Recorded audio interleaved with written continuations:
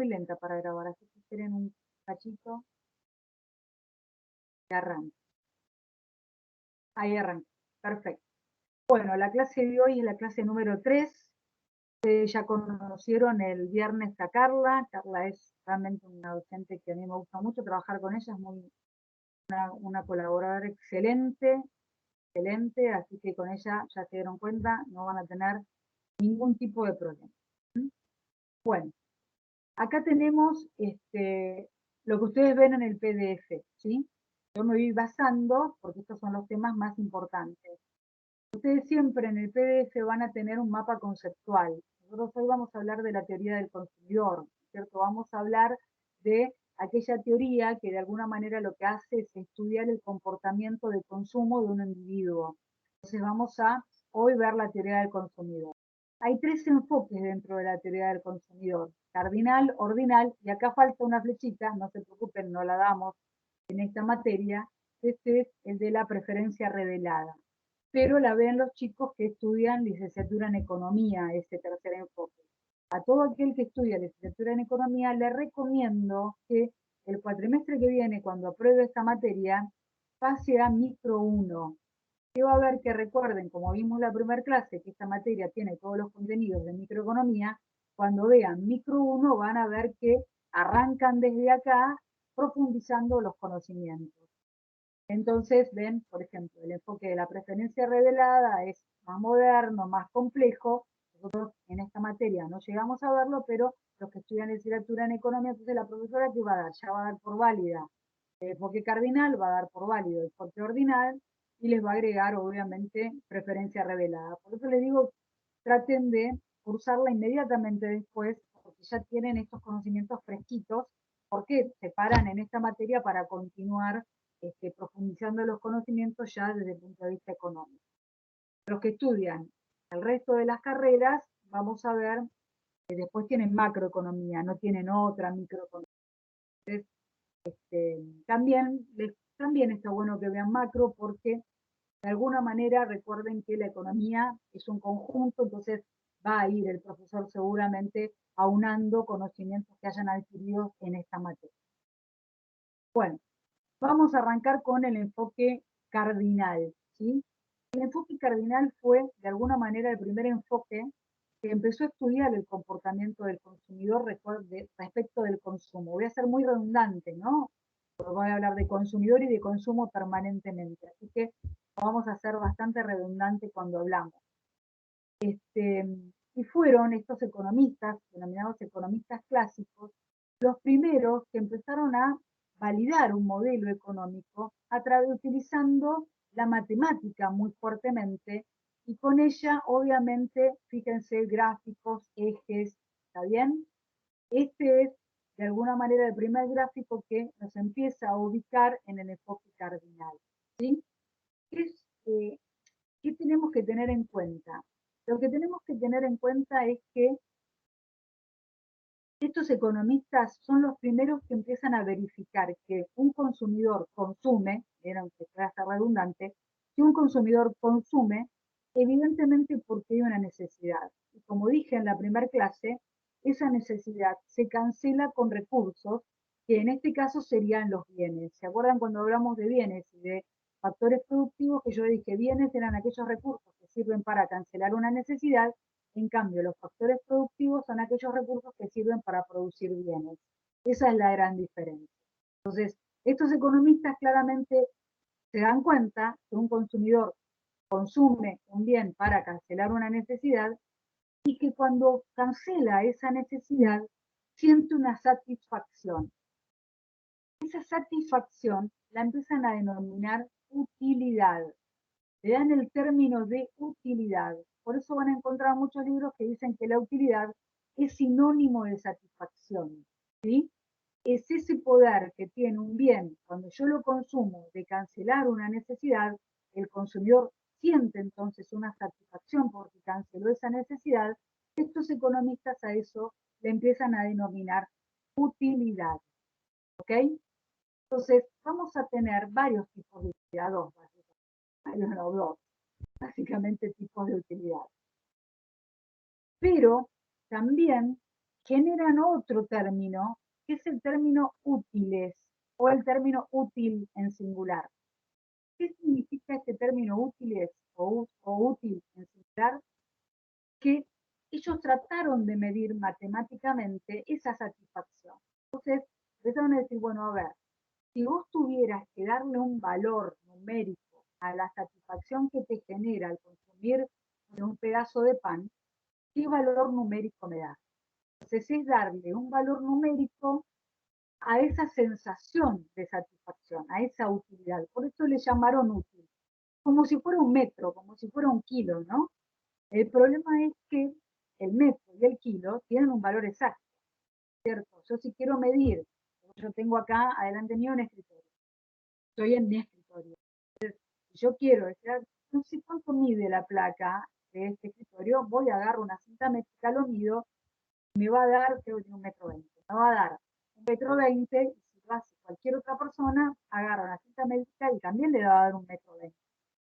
El tema es que con los útiles, uno está midiendo una sensación, ¿cierto? Uno está midiendo a ver qué sensación obtiene una persona. Entonces, ahí puede haber diferencias de un consumidor a otro para tratar de medirlo. Entonces, realmente es una de las cosas que más se le criticó a este modelo, ¿no? ¿Cómo podemos darle un valor numérico a una sensación? Bueno, fíjense también en las encuestas, que cuando uno hace una encuesta dice, bueno, a ver, ¿qué grado de satisfacción le dio la atención de este telemarketer? Siendo uno muy malo y siendo 5 muy bueno. Y por ahí uno puso 4, ¿no? Para más o menos, no fue muy malo la atención y tampoco fue excelente. Entonces, y a lo mejor otro consumidor ante la misma llamada le hubiera puesto un 5 en vez de un 4. Entonces, por lo menos nos hace evaluar en términos generales una tendencia, ¿cierto? Entonces, ahí no nos sirve en sí esa actitud, 1,20 m que puede medir el escritorio, pero por lo menos con el útil vamos a ver que se observa, que ante las primeras unidades la satisfacción es muy alta, ¿no? Cuando un consumidor consume las primeras unidades de un bien, esa satisfacción que le brinda esa primera unidad es más alta que la siguiente. Entonces, quizás no todos nos den los mismos valores, pero sí la tendencia es que observamos en los consumidores nos dicen un valor muy alto de satisfacción en las primeras unidades que va siendo cada vez menor en las siguientes. Entonces, todo ese Profe, tipo, disculpe, se la escucha cortado. bueno, a ver si vamos a Y se le escucha bastante bajo, profe, más allá de lo cortado. más allá del portal. Bueno, voy a salir y volver a entrar, si hay mucho ruido, y ahora vemos si se restablece.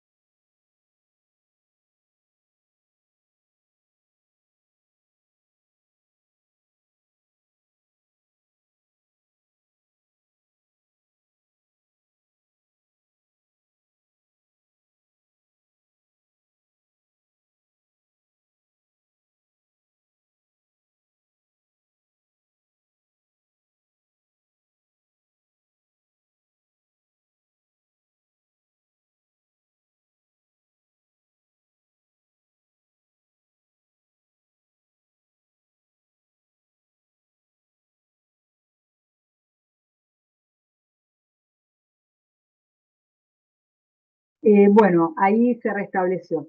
Antes de continuar, recién aproveché para entrar, hay otra reunión, por favor no creen una reunión sin que yo la cree, si no la creen ustedes, y aquel que la haya creado, por favor entre y finalícela para que no se preste a confusión, ¿ok?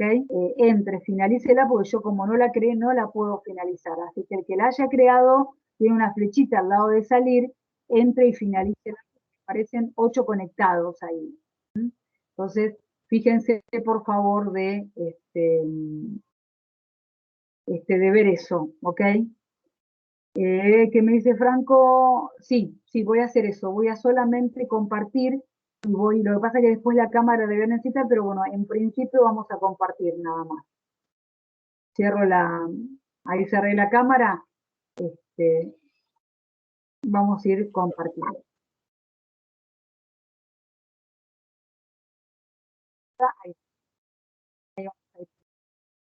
Ya se ve, profe. Perfecto. Bueno.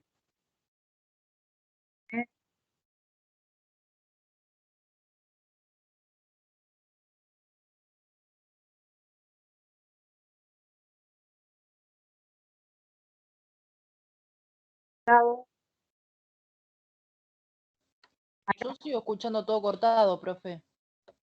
¿Vos seguís escuchando cortado? A ver si alguien más. Sí, recién se escuchaba cortado, pero ahora no. Ahora, bueno. Tratemos de no usar el micrófono, yo ahí cancelé la cámara entonces, porque así vamos compartiendo, ¿ok? Si se cortó ya no, perfecto. Bueno, yo igualmente, aquel que escucha después la grabación dice, ¿cómo repite esta persona? Pero bueno, justamente como sé que en algún momento se puede cortar, suele repetir bastante. Cuando volvamos a la presencialidad no se puede hacer. Ya ella va a decir cómo repite, pero yo lo repetí, quédense tranquilos. Bueno, vamos a ver entonces que hay diferentes tipos de utilidades. Una que ya vemos acá, que se llama utilidad total, ¿sí? Y la otra se llama utilidad marginal. Acá las tienen a las dos, ¿ven? Utilidad total y utilidad marginal, ¿ok? ¿Qué es esto de la utilidad total y de la utilidad marginal? Vamos a abrir un Excel, no, vamos a hacer uno nuevo, así lo voy haciendo con ustedes. Pensé que lo tenía otro, pero no, vamos a ir abriendo para ver qué es esto y cómo se van a hacer práctica también con la profesora Carla, pero vamos a ir, ¿no? Yo tengo acá cantidad de un bien. En principio lo que se obtiene es la utilidad marginal. Es una suerte de utilidad unitaria, ¿sí? Es la satisfacción que me brinda el consumo de cada bien adicionalmente, ¿cierto? Y después tengo la utilidad total, que ya es la suma de las utilidades marginales. Entonces, si este consumidor, por ejemplo, en el caso de este modelo económico, estos economistas lo dieron con un ejemplo, que era un ejemplo de un sediento, ¿no? Una persona que su necesidad pasa evidentemente para satisfacer la sed, ¿ok? Entonces, un sediento. El primer vaso de agua que ese sediento toma, y yo le estoy pidiendo, por favor, dame un valor de utilidad de ese primer vaso de agua, como les decía recién, seguramente me va a dar un valor alto. ¿Por qué? Porque tiene toda su necesidad insatisfecha y con el primer bien que consume empieza a cancelar esa necesidad, por lo tanto la satisfacción es muy alta. Entonces, si yo quiero también tener un parámetro un poco mayor, que uno no me diga 1000, y creo que otro consumidor me diga 1.000.000, y otro consumidor me diga 40 millones, y otro consumidor me diga 100, y digo, pero ¿cómo? Para mí 100 es el valor más alto de satisfacción que te puedo dar. Puedo decirle, como les comentaba como ejemplo en las encuestas, decirme, bueno, a ver, del 1 al 100, ¿qué satisfacción te da? Entonces ahí puedo, ese tema de los útiles, ¿no es cierto?, que es realmente un problema, medir algo que es una sensación que tiene el consumidor, que sea un parámetro más razonable para todos. Entonces supongamos que digamos del 1 al 100, y bueno, del 1 al 100 me va a decir 100 seguramente. Entonces, porque es el primer vaso de agua, alguno me dirá 90, yo no puedo decir que esté mal, es lo que para ese consumidor pensó que realmente vale esa satisfacción, ¿no? En útiles es lo que el valor que le dio esa satisfacción. Vamos al segundo vaso de agua. Lo que sí observamos con el segundo vaso de agua es que claramente la utilidad marginal va a disminuir. ¿Por qué? Porque ya con el primer vaso de agua empecé a cancelar necesidad. Entonces, con el segundo vaso de agua, la necesidad de estar un poquito cancelada me determina una satisfacción menor el consumir el segundo vaso de agua. Entonces, supongamos que me da 70 útiles de satisfacción el segundo vaso de agua. Y resulta que, bueno, tomamos un tercer vaso de agua. Y el tercer vaso de agua quizás para algunos les dé 40, para otros les dé 30. Lo cierto es que todos los consumidores van a coincidir en que va a disminuir el grado de satisfacción. ¿Por qué? Porque yo ya fui cancelando necesidad. Entonces, a lo mejor, como les digo, alguno me va a decir 50 y yo no puedo decirle que esté mal. Es la sensación que me dio a través del útil. Entonces, supongamos yo voy a poner 30, ¿ok? Y con el cuarto vaso de agua voy a poner 5 útiles de satisfacción. Y con el quinto vaso de agua voy a poner 0. ¿Qué significa 0? Ya está, ya cancelé la necesidad.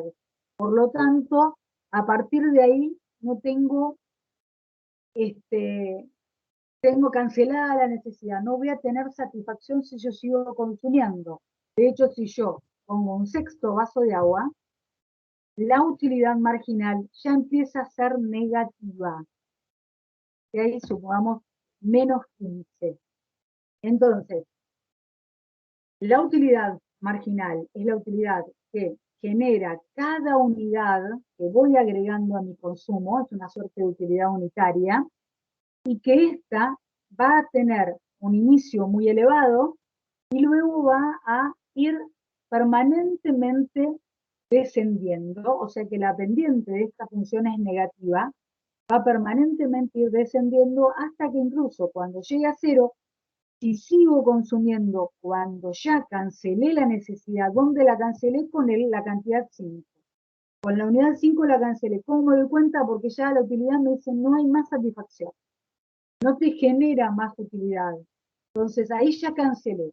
Si sigo consumiendo a pesar de haber cancelado la necesidad, tengo utilidad marginal negativa.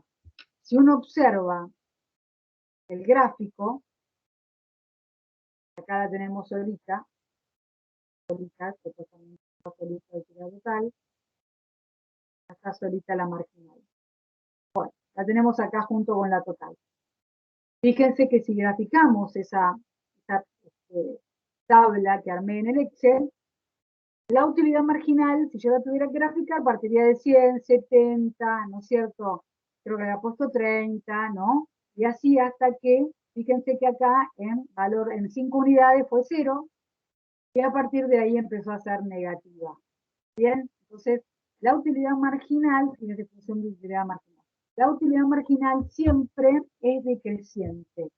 No importa tanto, como les digo, yo puedo tener otro consumidor que estoy midiendo lo mismo, y resulta que, no sé, lo tengo acá, resulta que, no sé, partió de 80 útiles y resulta que el segundo vaso de agua le dio 20 útiles, el tercer vaso de agua le dio 3 útiles, el cuarto ya le canceló la necesidad, con el quinto, no sé, tiene 10 útiles abajo y el sexto, obvio, supongamos que tenga menos 30. Entonces, fíjense que en los dos consumidores tengo valores diferentes, pero ¿qué se repite? Esta situación, ¿no? Arranca en un valor y va siendo permanentemente decreciente, ¿no? La satisfacción que va generando la siguiente unidad de consumo. ¿Está bien? Eso siempre se da. Ahora bien, vamos a ver cómo se obtiene la utilidad total. La utilidad total es la suma de las utilidades marginales. Entonces va a ir surgiendo sumando las utilidades marginales.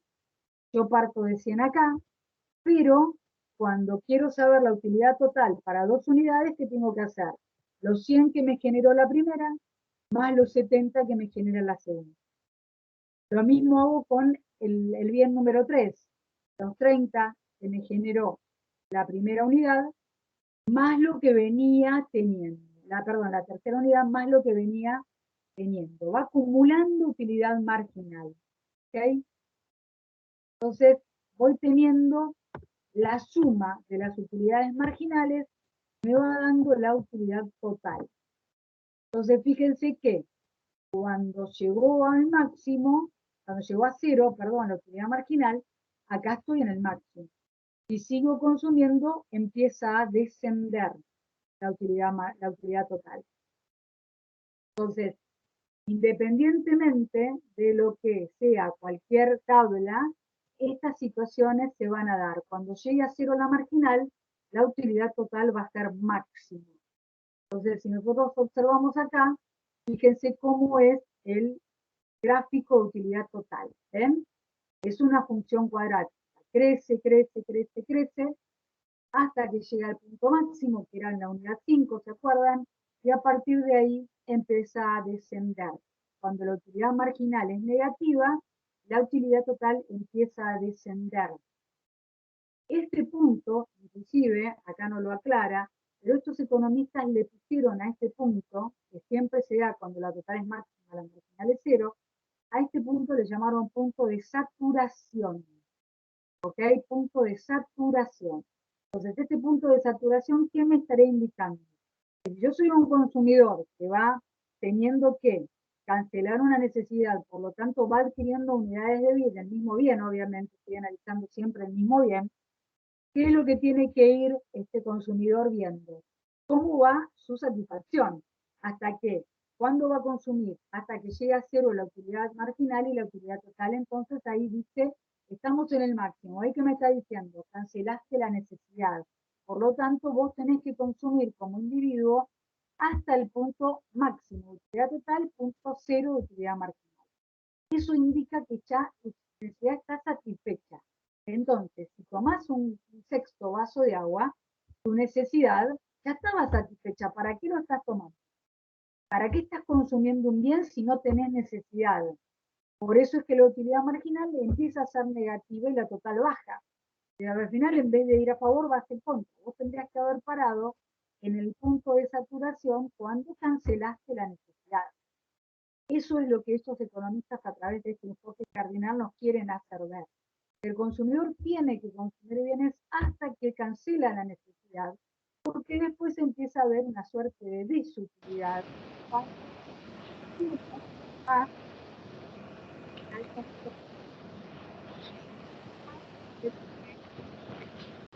Debe haber un... Le iba a decir que no la escuchaba, justamente. Se activó un micro.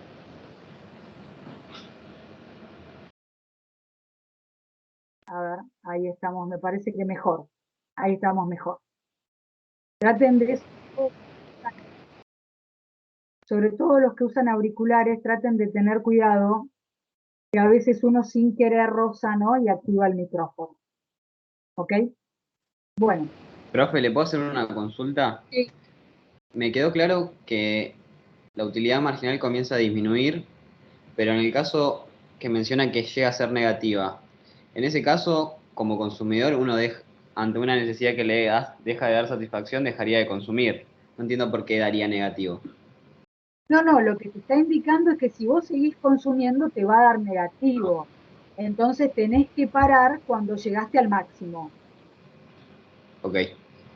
No lo vas a tener el negativo, porque uno se tiene que dar cuenta que no puedes seguir comprando bienes cuando ya no tenés necesidad de ellos. A eso apunta cuando te dice, mira, te vas para el otro lado después. Así que no sigas comprando bienes o consumiendo bienes cuando ya cancelaste la necesidad. Claro. Bueno.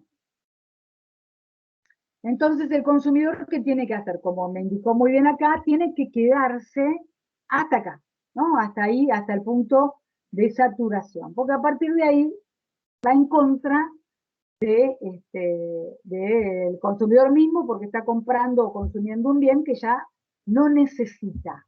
¿Bien?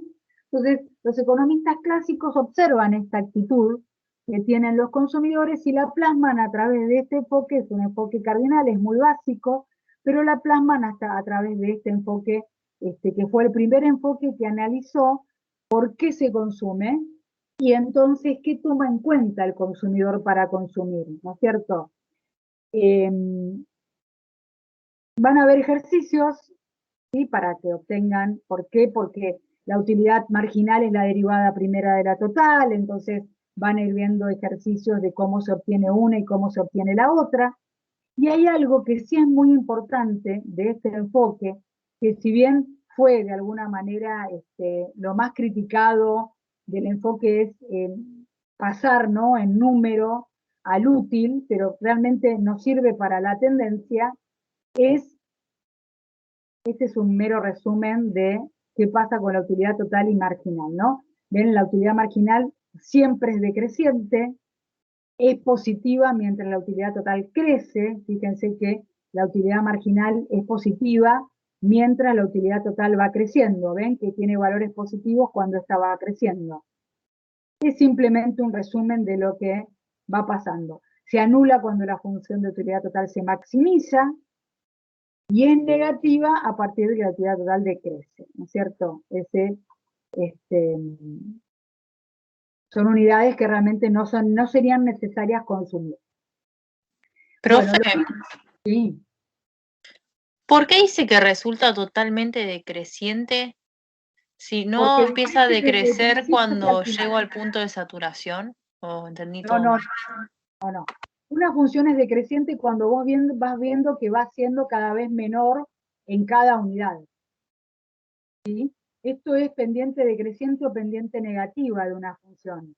Cuando vos ves que una variable crece, en este caso la cantidad, y la otra va siendo cada vez menor, tiene una pendiente negativa o es decreciente. Entonces ves que esto es valor negativo, el menos 15, pero toda la utilidad marginal va siendo decreciente a lo largo de toda la función. Desde que arranca hasta que termina tiene que ser decreciente. Tiene que tener esta forma. Perfecto, gracias, profe. Ojo con las funciones que tienen, que son dependiente decreciente o pendiente negativa, pendiente positiva o pendiente creciente, no es lo mismo que los valores. Acá la función, por ejemplo, tiene pendiente negativa, pero tiene valores positivos, ¿no? Acá, por ejemplo, tendría los 100, ¿no? Con una unidad, supongamos, tendría los 100. Acá que tiene pendiente negativa, sigue teniendo pendiente negativa porque es decreciente, pero el valor que toma acá en el cuadrante es valor negativo. Sería, por ejemplo, los menos 15 que pusimos en el Excel. ¿Bien? Son dos cosas diferentes. La pendiente de una función con el valor que toma en cada punto. Bueno, les decía, lo que realmente es muy importante, que se abstrae como muy importante de este modelo, es este tema de, se los voy a mostrar dónde está, la relación entre la utilidad marginal y la determinación del precio del bien. ¿Por qué es muy importante? Porque también ellos empezaron a establecer que nosotros tenemos precios de mercado. Entonces yo digo, voy a comprar 1 kilo de carne y resulta que sé que el kilo de carne promedio es, no sé, por decir algo, no tengo ni idea, 500 pesos. Entonces si voy a una carnicería y me dicen 2000, decir, no, pará, por más que yo esté súper necesitado, me voy a ir a la otra que está a 500. En el caso del descubrimiento, ¿no?, de este modelo, ellos entendieron y se dieron cuenta que el consumidor básicamente asigna valor también de acuerdo a la necesidad que tiene, ¿no es cierto?, de ese bien. Entonces, fíjense que con el primer vaso de agua, la utilidad marginal era muy alta. Entonces, si yo tengo que asociarle valor a la utilidad que me generó, claramente por el primer vaso de agua, este consumidor va a estar dispuesto a pagar un precio muy alto. Por el segundo vaso de agua, entonces va a estar dispuesto a pagar un precio más bajo. Y así sucesivamente, porque hay una relación entre la necesidad, la satisfacción entonces que me genera el consumir ese bien, y el precio que le asigna o el que está dispuesto a pagar el consumidor. Imagínense, ustedes traten, lo mismo que dije en la primera clase, traten de internalizarla a la economía, porque ustedes son seres económicos, ustedes están dentro de la economía y ustedes son este consumidor que consumen, ¿ok? Entonces, cuando ustedes piénsenlo, digamos, si estuviera, supongamos, en no sé, en un desierto y me encuentro con un barcito y el vaso de agua me dice, y mirá, está a 30.000 pesos. Van a estar dispuestos a pagarlo, y si los hubiera pedido más, estarían dispuestos inclusive a pagar más. Está bien, mirá que no tenés más nada a kilómetros a la redonda, y entonces, en cambio, por el segundo vaso de agua, ya no estoy dispuesta a pagar 30, ¿sabés qué? Voy a empezar a caminar y voy a ver si, no sé, en 10 kilómetros encuentro otro lugar, ya no estoy dispuesto a pagar 30. Entonces, ya estoy, ¿por qué? Porque la satisfacción que me genera el segundo es menor. Entonces, estoy dispuesta a pagarte, no sé, 25. Entonces, asociamos el valor que el consumidor está dispuesto a pagar con el precio, ¿no es cierto? Con la satisfacción también. Por lo tanto, sí, ya cancelé la necesidad, por más que me digan, che, tomate, te lo regalo. No, ya cancelé la necesidad, ya no requiero el siguiente, el sexto vaso de agua, porque ya con el quinto tengo mi necesidad satisfecha. Entonces, por más que me digan, no, sí, mirá, un peso te lo cobro, si no, ya está, no quieras, no bajes más el precio porque ya estoy con mi necesidad cancelada. Entonces, la relación es muy importante de este modelo que surge de alguna manera esa primera, ese primer análisis de que se relaciona el precio que estamos dispuestos a pagar por un bien por la cantidad, con la satisfacción que nos brinda ese bien. ¿Ok? Bueno. Eso está todo. Entonces, Sí, la relación que existe, entonces puede ser lo el concepto de oferta y demanda, ¿no? claro, más que nada la relación, esta hace surgir a la función de demanda. Claro, Exactamente, porque en la demanda vos, ante las primeras unidades, siempre, o pocas unidades, pagás un precio alto y cuanto más unidades compras, pagás un precio más bajo. Sí, claro. si se fijan en parking, fíjense que en parking, cuando arrancamos con utilidades, utilidad y demanda, ¿no es cierto? De ahí surge, de la utilidad marginal, surge el concepto de demanda. Pero bueno, demanda lo vamos a ver la clase que viene. ¿Bien? Ok, gracias, profe. Está muy bien la relación, sí, de la utilidad marginal surge el concepto de demanda. Que es lo más importante que tiene este modelo, ¿no es cierto? Profe, Sí, perdón, la definición de utilidad marginal y utilidad total, ¿tiene que ver con el enfoque cardinal? O sea, no, lo vamos a seguir, ¿lo definieron estos economistas? sí, lo definieron ellos y el enfoque ordinal vuelve a tomar a la utilidad total como parámetro. Sí, ellos definieron la utilidad. Y que partimos de utilidad con estos economistas. Profe, perdóname, no sé si me pasa a mí solo, pero te escucho muy bajo. Tal vez es mi culpa, por eso pregunto. No, vamos a verlo. Ahí si me escuchan ahí mejor, vamos a ver la oferta y la demanda, no porque claro, que sea franco, eso tiene que ver con la oferta y la demanda. Más bien la utilidad tiene que ver con la demanda. ¿Okay? La utilidad marginal tiene que ver con la demanda más que con la oferta. Pero bueno, lo vamos a ver dentro de una clase más, en la segunda clase. A ver cómo vamos con el audio. ¿Vamos mejor? ¿Se va cortando o...? No, yo por ahora te escucho bien, profe, nomás te escucho un poquito bajo, por eso preguntaba. Bueno, vamos. Lo importante es que no se corte. Por ahí si me escuchan un poquito bajo, lo importante es que no se corte. Bueno, voy igualmente por las dudas, salgo de entrar para restablecer un poco esto y arrancamos con todo ordinario.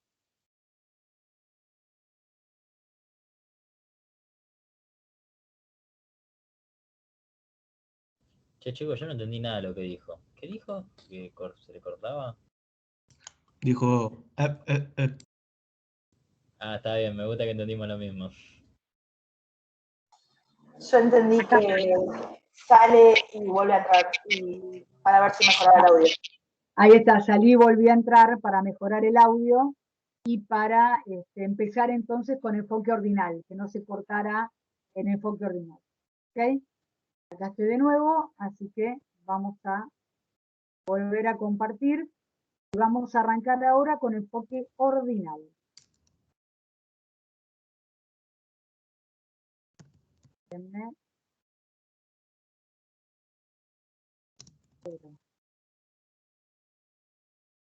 Está bien, permitir a todos por las dudas.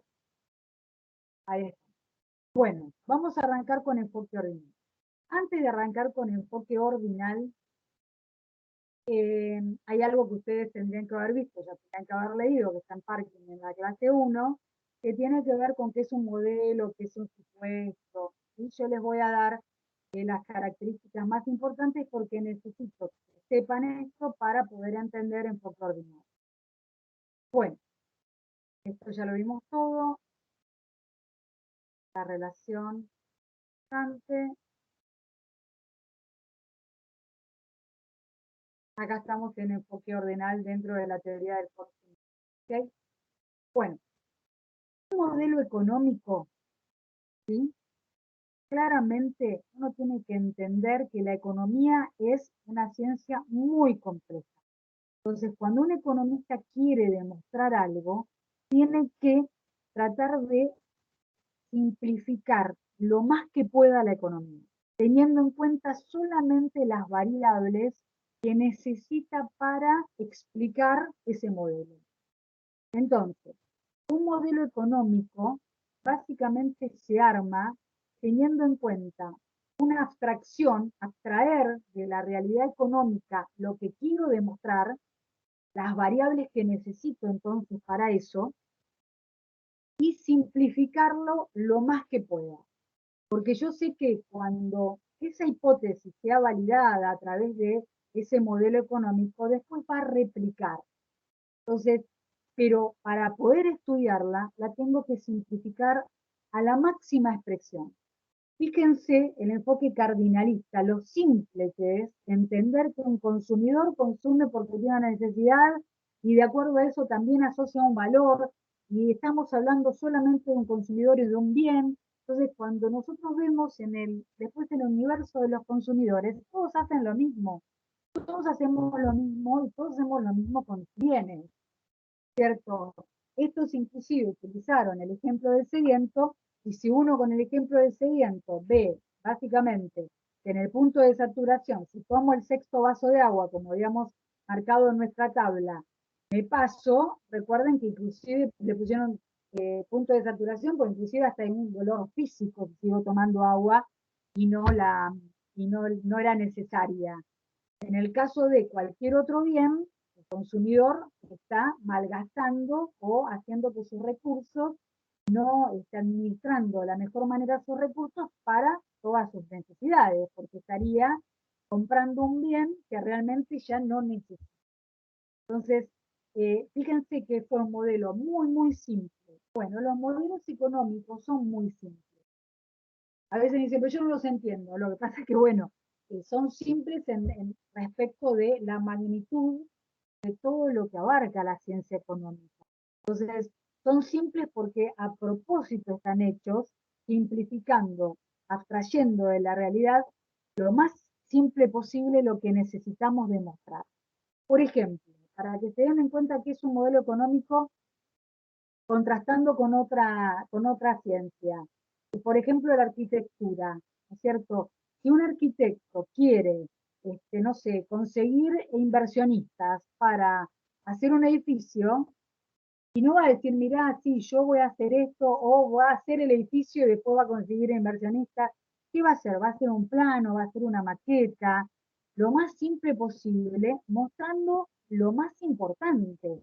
No va a ser una maqueta teniendo en cuenta que, no sé, la cerámica va a ser de 40 por 30 y va a poner un piso blanco en el baño y un piso negro en la cocina y van a pasar los cañitos por la pared de atrás y el gas por la pared de adelante y no, ¿qué necesita? Necesito que veas que va a tener tal fachada, que van a ser 5 pisos, que lo más importante, en economía, ya con eso yo me llevo un pantallazo. En economía pasa lo mismo, yo tengo que demostrar muy simple lo más importante. Entonces, todo modelo económico es una abstracción de la realidad de la manera más simple posible para poder de esa manera estudiarla, porque realmente es muy compleja. Las variables son muchas las que se manifiestan de manera conjunta. Por ejemplo, hay una ley en economía que se llama ley de demanda, que vuelvo a repetir, la vamos a ver muy detenidamente dentro de 2 clases, que dice esa ley de demanda que si el precio de un bien aumenta, la cantidad que se demanda de ese bien por parte del consumidor disminuye. Si el precio de un bien aumenta, la cantidad que el consumidor compra de ese bien disminuye. Entonces, supongamos que, no sé, tenemos precio y cantidad, ¿no? Esta persona está comprando a 100 pesos hoy, 2.500 unidades. Y resulta que si el precio sube a 150, por la ley de demanda, esto bajaría, por ejemplo, a 1.900, por dar un valor. Lo que sí sé es que la ley de demanda me dice que si el precio sube, la cantidad baja. ¿Ok? Ahora bien, supongamos que nuestro consumidor, ¿ok? Pasó que le subió el precio, ¿cuánto? Acá un 50%. En este ejemplo puntual que estoy dando, el precio subió un 50%, pero resulta que le duplicaron su ingreso. O sea que el ingreso subió un 100%. Entonces, vamos a estar tan seguros que de 100 a 150 sube el precio y que la cantidad bajaría y que bajaría a 1.900. Y ahí realmente toqué otra variable y me cambió absolutamente todo el panorama, porque el precio subió un 50%, pero yo ahora gano un 100% más. Entonces, ya acá la ley de demanda empieza a tambalear, ¿cierto? Por eso es que todo modelo económico también agrega lo que se llama supuestos.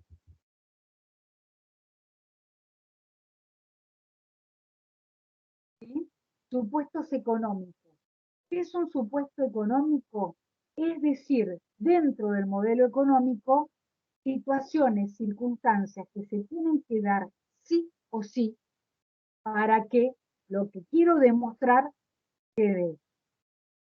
Yo quiero demostrar que los precios suben, las cantidades que compran los individuos bajan. El supuesto que tiene la ley de demanda es que sí, para que la ley de demanda se dé, recuerden que la ley de demanda era sube P, baja Q, ¿no? Y viceversa. Para que esto se dé, el supuesto del modelo económico del cual surge la ley de demanda es que todas las demás razones que hagan que un individuo compre el bien queden constantes. ¿Okay? Vuelvo a repetir el supuesto de la ley de demanda. Todas las demás razones que hagan a que un individuo compre un bien queden constantes. Entonces, ¿qué estaría teniendo? Precio sube un 50. La cantidad baja, seguro, siempre que el ingreso quede igual, la publicidad quede igual, no sé, no se ponga de moda el producto, o sea, todas las demás razones que hagan que un consumidor busque ese bien, queden constantes, porque sí, yo, supongamos que fueran zapatillas, no compro 1.900 pares, ¿no? Pero supongamos que sea cualquier producto, y resulta que subió el precio, ¿no es cierto? Pero, no sé, me avisan, en nombre de la empresa lo empieza a utilizar este producto Messi, es muy probable que subió el precio, pero la gente compre más, inclusive, porque ahora lo usa Messi, por ejemplo. Entonces, cuando uno habla de modelo económico, tiene que entender que es una simplificación de la realidad.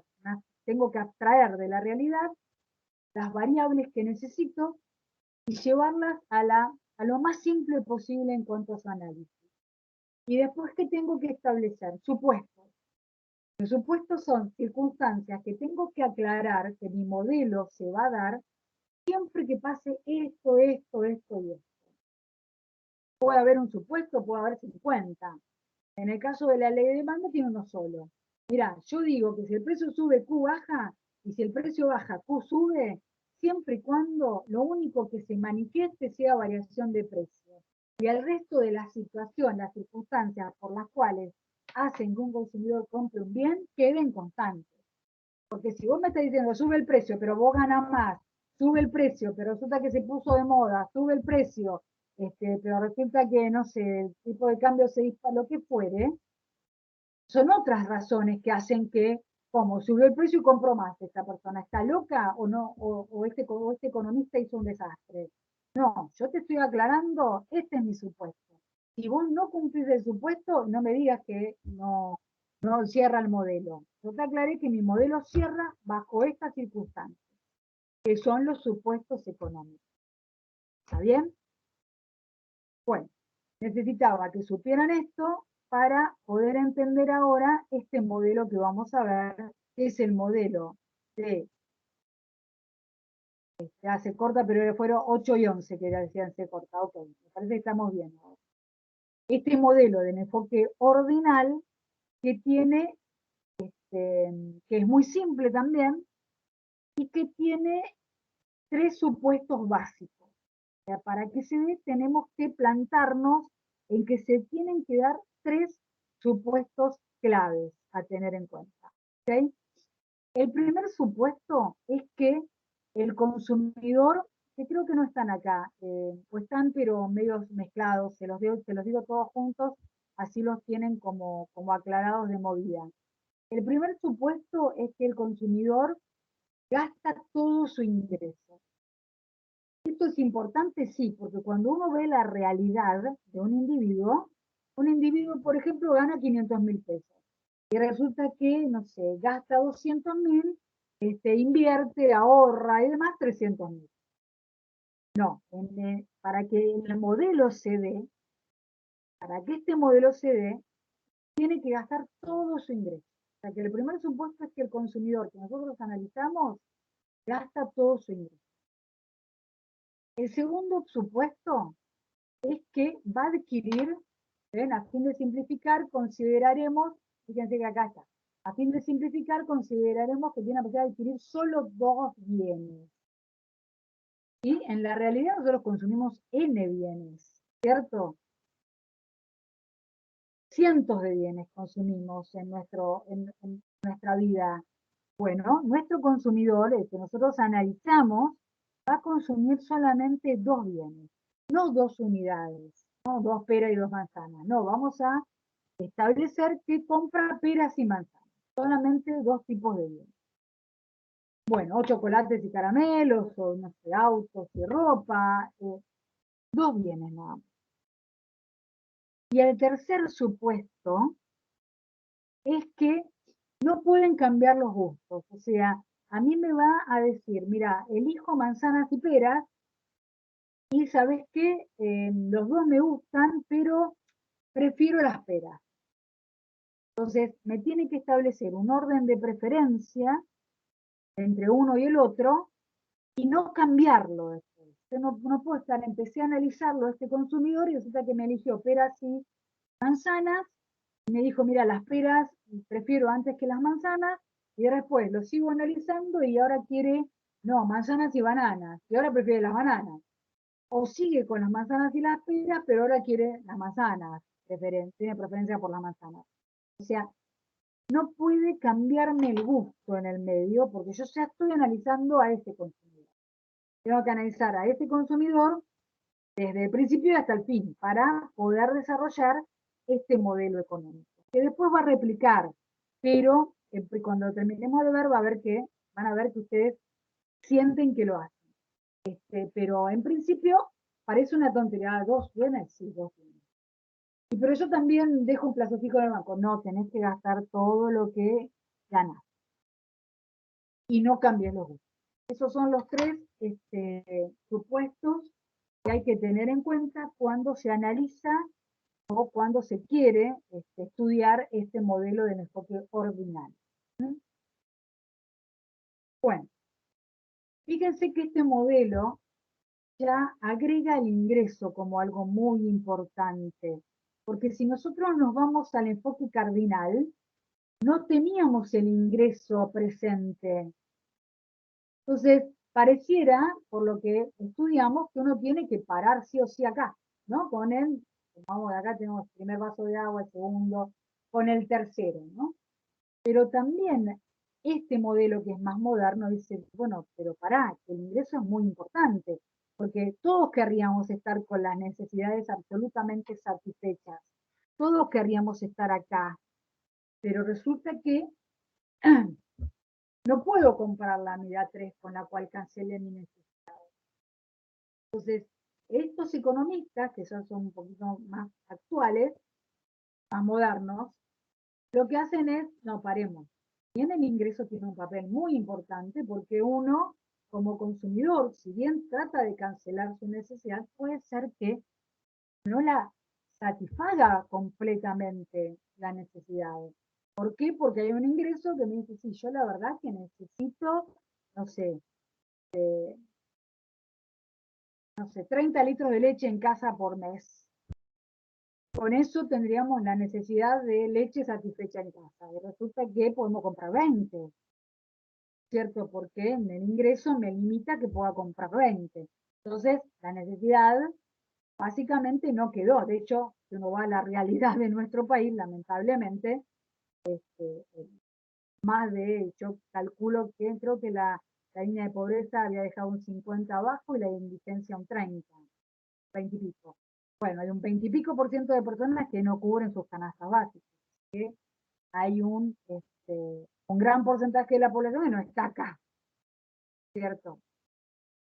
Bueno, entonces el enfoque ordinal sí trae, ¿no es cierto?, el ingreso, fíjense que hasta son supuestos, así que fíjense lo importante que es para el enfoque ordinal el tema del supuesto.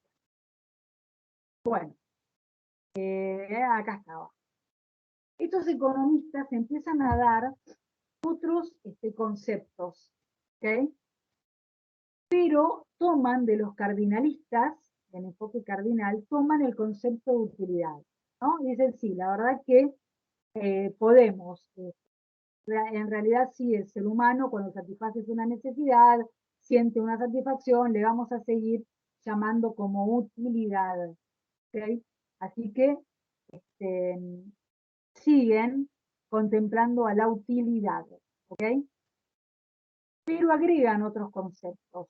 El primer concepto que agregan es el concepto de curva de indiferencia, ¿sí? El primer concepto que se agrega es el concepto de curva de indiferencia. Y si uno observa cómo es gráficamente, acá tenemos el gráfico de la curva de indiferencia. ¿Ok? Bueno. A ver, espérenme un segundín. Estoy acá, no me fui a ningún lado. Yo grafiqué ayer para los chicos. Ahí activé la cámara, espero que no se nos corte porque venimos más o menos bien. Grafiqué ayer para los chicos esto mismo, pero con algunos valores. ¿Está bien? Espero que ahí lo vean. Recuerden que como estoy compartiendo, a mí me ven chiquitita. Entonces recuerden que al lado de mi imagen tienen unos puntitos, me pueden anclar para que se agrande la imagen y puedan ver el gráfico mejor. ¿Bien? Bueno, fíjense por favor que yo puse cada uno de los ejes, como tienen en el PDF, la cantidad de un bien y la cantidad del otro bien. ¿Está bien? Y también dentro de el cuadrante positivo, esto sería lo que ustedes en matemática vieron como Y, la ordenada, y esto sería lo que vieron como X, la abscisa. ¿Ok? Nosotros acá ponemos los bienes que consume nuestro individuo. Entonces, el bien A, cantidad de A, y en la X, el bien B, cantidad de B. Bien, traten de, yo algunos gráficos que por ahí necesito hacerlos un poquito más detalladamente, se los hago. Así que traten de tener lápiz y papel, porque seguramente en el examen se soliciten y a veces lo tienen en la cabeza, pero como nunca lo graficaron, les cuesta graficarlo en el examen. Entonces, traten de seguir la clase con papel, lápiz, con una carpeta. Traten de ser ordenados y atiendan a la clase como si estuvieran con la carpeta mirando el pizarrón. Bien, y copiando del pizarrón. Así que muchos dicen, ay, bueno, después miro de nuevo la grabación y eso es así. No, no es tan así.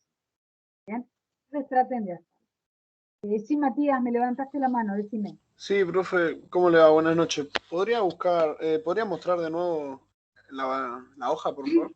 Sí, ahora lo pongo y ahora vamos a ir viendo. No hay problema. Profe, ¿me vuelves a explicar cómo se lee eso, por favor? Ahora lo detallo bien. Profe, Sí, ¿quiere que le saque una captura a la foto y la pase por el chat de Teams acá? como quieras, sí, dale, sí, sacale una captura. Ahí está. Ahí está. Bueno, fíjense, en el eje de las Y, ¿qué van a poner? Van a poner la cantidad de uno de los bienes que eligió este consumidor. En el eje de las X, van a poner la cantidad como variable, la cantidad del otro bien que eligió este consumidor. ¿Está bien? Ahí se ve bárbaro, gracias, Matías. Bueno, ¿qué es lo que se observa también? Que en el eje de las Y tengo que poner el bien que el consumidor dice que es el que menos prefiere. ¿Se acuerdan que yo les había dicho no puede cambiar el gusto? No puede cambiar el gusto porque tiene que decirme, mira, yo elijo A y B. Perfecto, vamos a analizarte con el consumo entre A y B. Bárbaro. Pero ahora me tenés que decir cuál es de tu preferencia. Bueno, el que prefiero es el B, perdón. Entonces, el B lo pongo al preferido, lo pongo en donde irían las X. Y al que menos prefiero, lo pongo donde va la A. Donde tengo acá la I, perdón. Que es la cantidad del bien. ¿Está claro?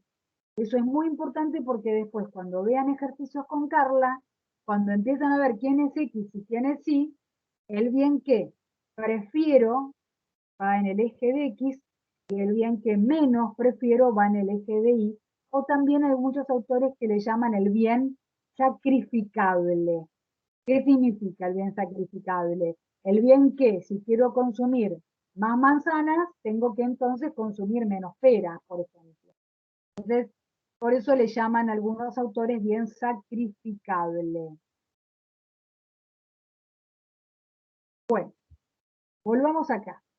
Fíjense por favor que yo acá puse un punto A, un punto B, un punto C y un punto D. Cada uno de estos puntos, y acá puse otro para verse perdido, que se lee, cada uno de estos puntos es lo que ustedes en matemática vieron como coordenadas, las coordenadas de X y de Y, que están en este caso en el cuadrante positivo. Bueno, acá cada uno de estos puntos lo vamos a llamar canasta de bienes o combinación de bienes.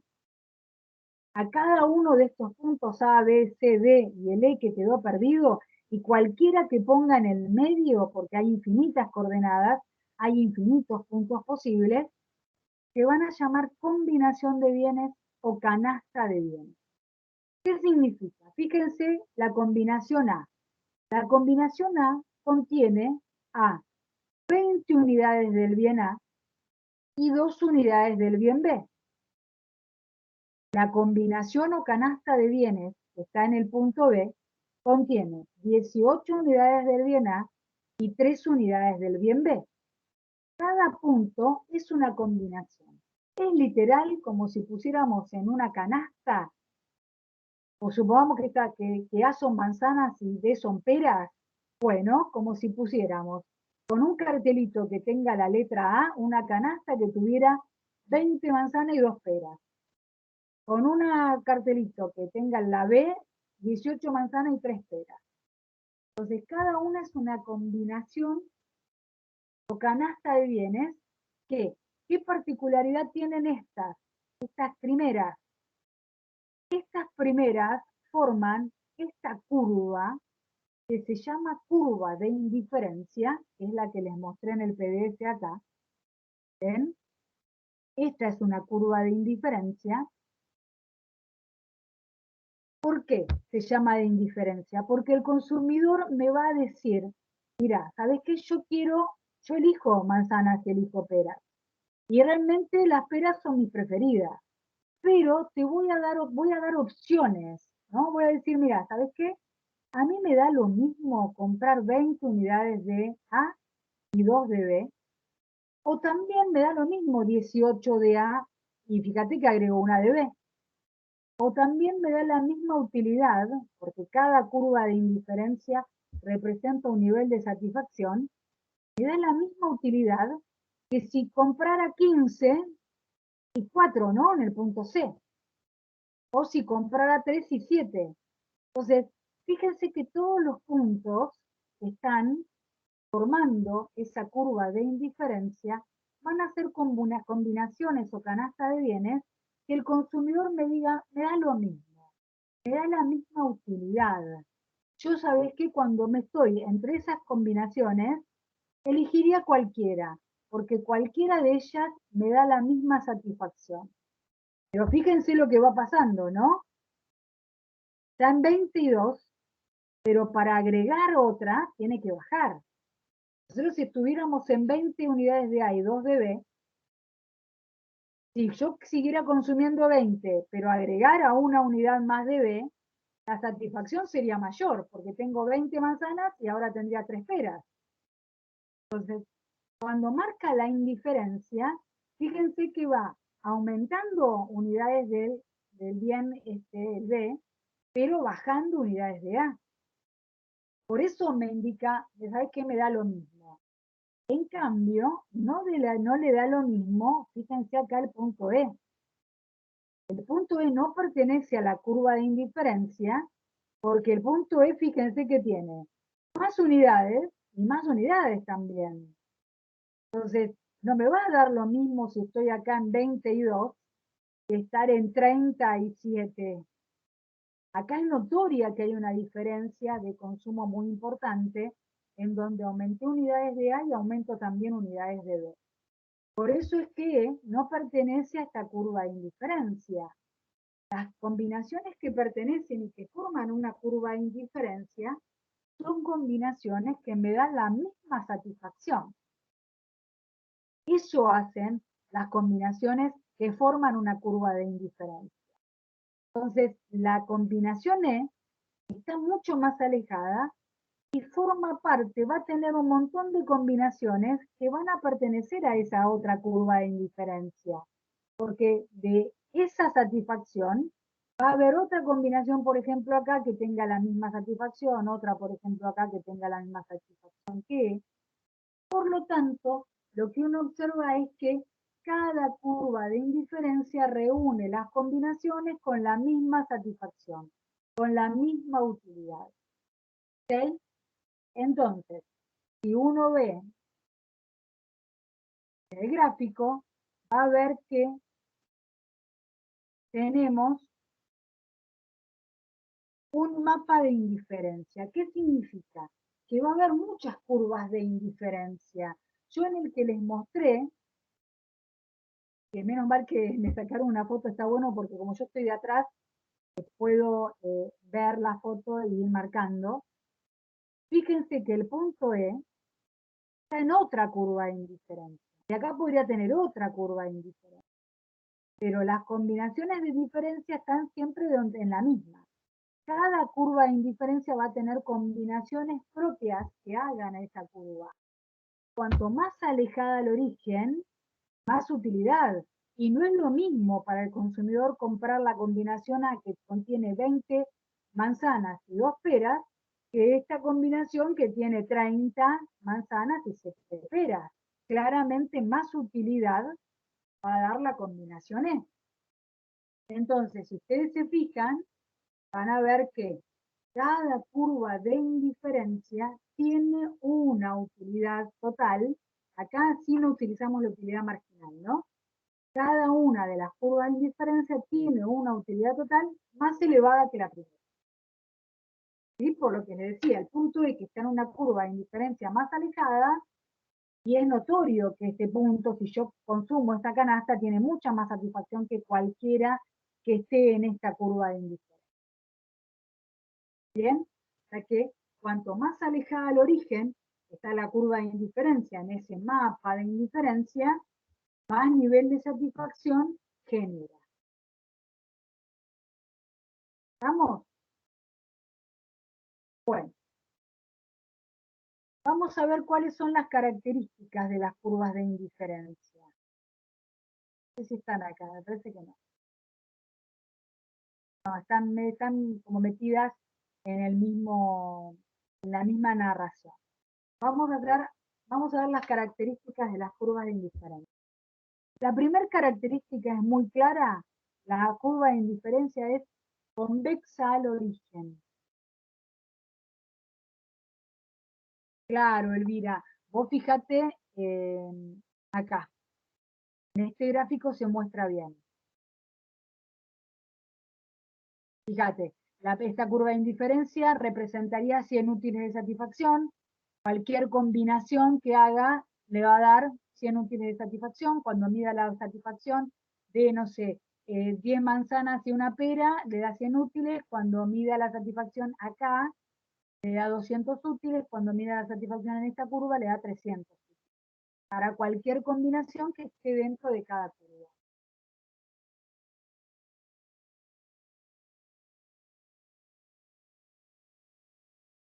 Claro, Diego. Disculpe, pero ¿qué es lo que lo lleva a que la curva esté más alejada del origen? Las combinaciones que vos tenés en cada combinación más unidades. Fíjate el gráfico. Este tiene, el punto A tiene 20 unidades de A y 2 de B, y el punto C tiene 37. Las combinaciones te van llevando a que en cada combinación vos vayas analizando la utilidad que te da, y obviamente la E, como consumís mucho más de cada uno, te da mucha más utilidad que cualquiera de estas que está acá. Ah, ¿Okay? claro, no estaba viendo la curva E como Claro, parte. como parte de un mapa, digamos. Gracias.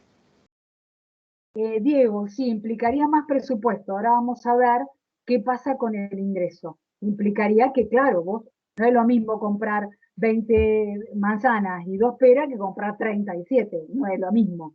Entonces sí, tiene que ver con más presupuesto, que ahora lo vamos a ver.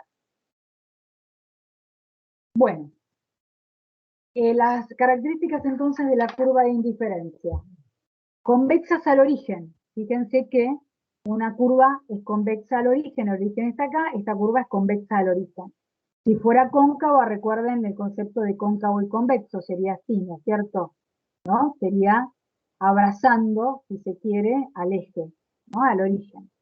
Las curvas de indiferencia son convexas al origen. Profe, Sí. disculpe, ¿cómo se le decía a los puntos cardinales? ¿Cómo? ¿Cómo le decíamos a los puntos cardinales? XY o QA y No, QB. usted había dicho, ay, se me fue ahora, que en matemática le decíamos a los puntos, La se me fue. ordenada, la I era la I es la ordenada y la X es la abscisa.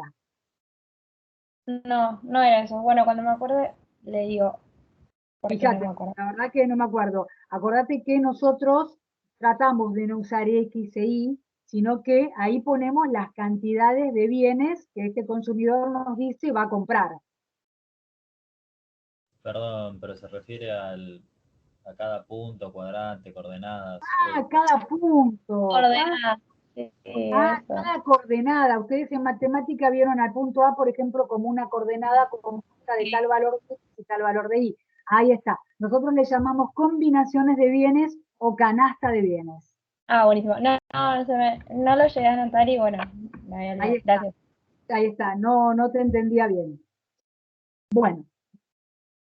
Qué bueno que hay otros que están con la cabeza un poquito más clara. No entendía. Bueno. Entonces, convexa al origen, ¿ok? Segunda característica es que las curvas de indiferencia tienen pendiente negativa. Las curvas de indiferencia tienen pendiente negativa. Recuerden que la pendiente de una función, lo vieron en matemática, la pendiente de una función es la inclinación que tiene la función. La inclinación se la da la relación de las variables.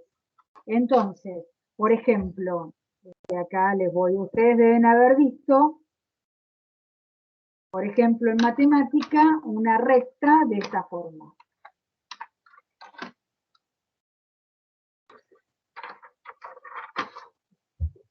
¿no? De esta forma. Entonces deben haber visto en matemática esto. Entonces, acá ¿qué pasa? Si quiero pasar de un punto a otro, ¿qué tengo que hacer? Si estoy acá y quiero pasar acá, tengo que subir la variable y también va a subir la variable x. Entonces, las variables, en este caso, se relacionan de manera directa. Sube y sube x. Fíjense, si paso de este punto a este punto, fíjense, y estaría acá, va para acá, y x hace lo mismo. Esta, por lo tanto, es una recta que tiene pendiente positiva, ya que la relación de las variables es directa.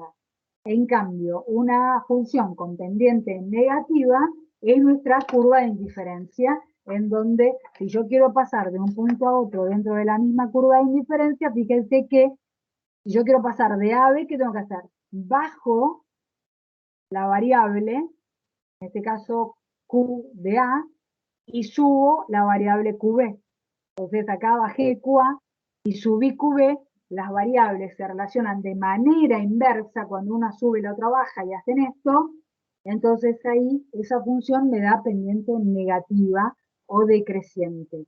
Por favor, revisen de matemática el tema de pendientes, lo vamos a ver mucho, es muy importante para la parte práctica, y después además estos conceptos los tienen que mantener en macro, porque también las funciones de macro tienen pendiente negativo o positivo y van a tener que eso tenerlo muy siempre presente.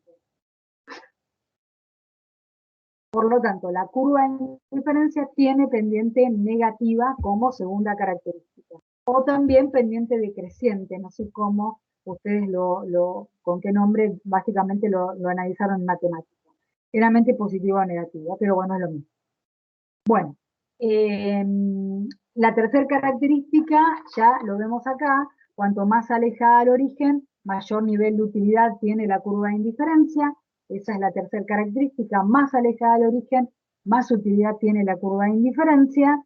Y la cuarta característica es que las curvas de indiferencia no se pueden cortar, ¿sí? Cuando yo encuentro que hay dos curvas de indiferencia que se cortan, fíjense que no es casualidad que tengamos este mapa de indiferencia. Ven que no se cortan para nada, ni siquiera si uno las estira, vería que se pueden llegar a cortar.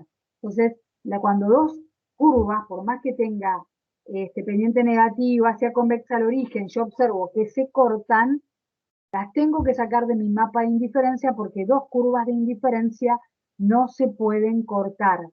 Si ustedes observan, acá se los hice también ayer a los chicos, ahí. Fíjense ahí, por favor, si alguien quiere también sacarle una captura, le saca, ¿ok? A este gráfico, fíjense que ahí, a ver qué me puso Emanuel, convexa al origen, tiene pendiente negativa, para pasar de A, debo bajar, está bien. Cuanto más se aleja del origen, mayor utilidad tiene, perfecto. Y las curvas de indiferencia no se pueden cortar, bárbaro. Ok. Bueno, acá Ignacio nos sacó la captura. Fíjense entonces que si observan, hay una que es color azul, ¿sí? La que es color azul contiene a las combinaciones A y B. Esas combinaciones A y B, si nosotros viéramos solamente la curva azul, sería, imagínense que la verde no está. Sería entonces indiferente para el consumidor comprar la canasta A que comprar la canasta B. Por eso es que acá que puse A es de indiferente respecto de B. En cambio, imaginemos que tenemos la curva verde, olvídense que está la curva azul. Imaginemos que está la curva verde. Si está la curva verde, el consumidor va a decir, mira, ¿sabes qué? Me da lo mismo la combinación A que la combinación C. Entonces, como me da lo mismo la combinación A que la combinación C, eso es una curva de indiferencia. Fíjense que ahí puse como una relación de igualdad entre esas dos combinaciones. Pero entonces, viendo esto, viendo que están las dos curvas, nosotros ¿qué podríamos decir? Que, por lo tanto, al consumidor le da lo mismo B que C. ¿Está bien? Pero, notoriamente, le da lo mismo B que C y no. Fíjense que la combinación B tiene 20 unidades de B y 12 de A, pero la combinación C tiene 20 unidades de B, pero 18 de A. Entonces, cualquier consumidor me diría, no, pará, tráeme la canasta que tiene 20 unidades de B, que en las dos hay 20 unidades, 20 peras, pero prefiero la que tiene 18 manzanas, no la que tiene 12 manzanas. Entonces ahí, fíjense, se cae, porque yo qué tendría que decir, ante que A es igual de preferido de B y A es igual de preferido de C, ¿qué tendría que decir? Que B es igual de preferido a C. Sin embargo, es notorio que no. Entonces, se cae en un absurdo, el consumidor cae en un absurdo, pero ¿cómo? Entonces, ¿cuál es la curva de indiferencia? ¿Cuáles son las combinaciones de indiferencia? Por lo tanto, no pueden cortarse. Entonces, no puedo tener un mapa de indiferencia en donde me encuentre que haya curvas que se cortan. Las tengo que sacar y las elimino. Entonces, todos los mapas de indiferencia que ustedes van a observar en los libros tienen esta forma, ¿no? Con un montón de curvas, puede haber muchísimas más, pero con todas esas curvas que realmente van siendo completamente paralelas. Esto es muy importante, sobre todo para los que estudian literatura en economía, porque después el tema de la preferencia revelada, que es el tercer enfoque, parten de acá, ¿no? Ya es un análisis más complejo. Bueno, esas son las características de las curvas de indiferencia. Profe, una pregunta. Sí.